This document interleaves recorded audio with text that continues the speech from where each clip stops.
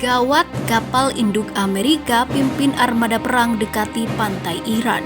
Ada apa?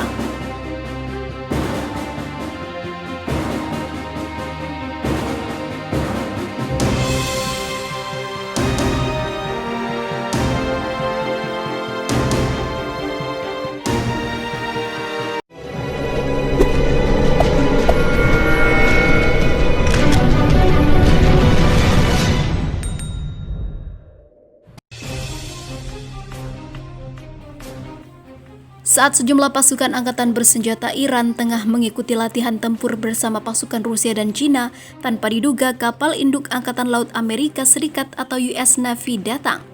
Kapal induk USS Nimitz memimpin armada perang negeri Paman Sam mendekati pantai Iran.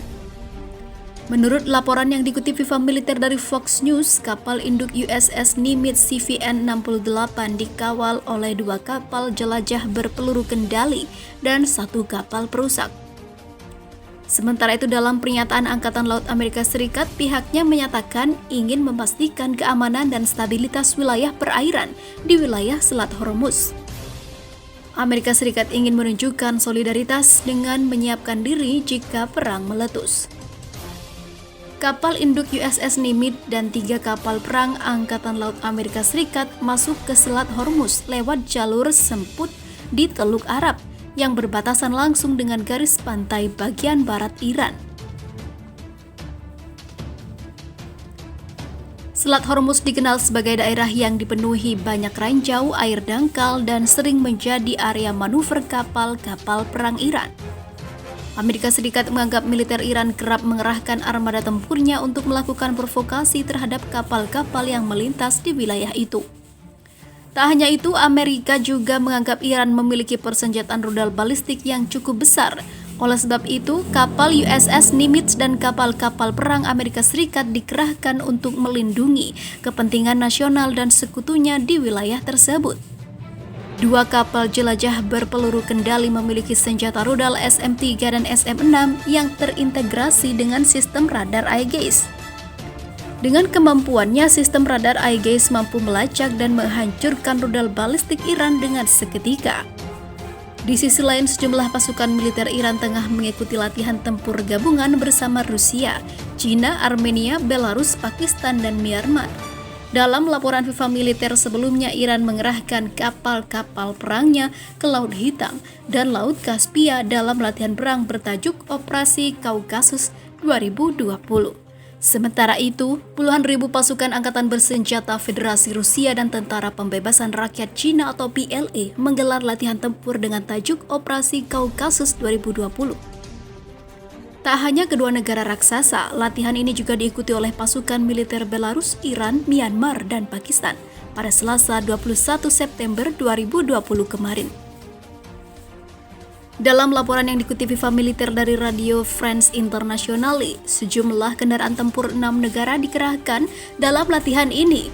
Kendaraan tempur dan senjata ringan yang digunakan diangkut oleh pesawat angkut Xi'an Y-20. Ratusan tank, kendaraan lapis baja, pengangkut personel jet tempur, dan armada kapal perang ikut ambil bagian dalam latihan tempur besar-besaran yang bertempat di distrik militer selatan Rusia, Laut Hitam, dan Laut Kaspia. Rencananya, latihan ini akan dilaksanakan hingga 26 September 2020. Menurut keterangan Kementerian Pertahanan Rusia, yang menjadi fokus dalam latihan ini adalah taktik pertahanan, pengepungan, dan kontrol serta komando medan perang. Sekitar 80.000 tentara dari 6 negara terlibat dalam manuver tersebut. Akan tetapi, pihak Rusia menyatakan bahwa jumlah pasukan di garis depan tidak melebihi 13.000 personel, sehingga tidak diwajibkan untuk mengundang Organisasi untuk Keamanan dan Kerjasama Eropa, sebagaimana diatur dalam dokumen landasan Wina pada tahun 2011.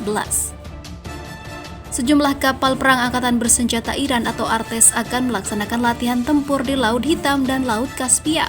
Sementara itu, sekitar 1.000 pasukan gabungan militer Cina, Armenia, Belarus, Myanmar, dan Pakistan dikerahkan dalam aksi ini. Latihan ini memiliki arti penting pada momen seperti ini.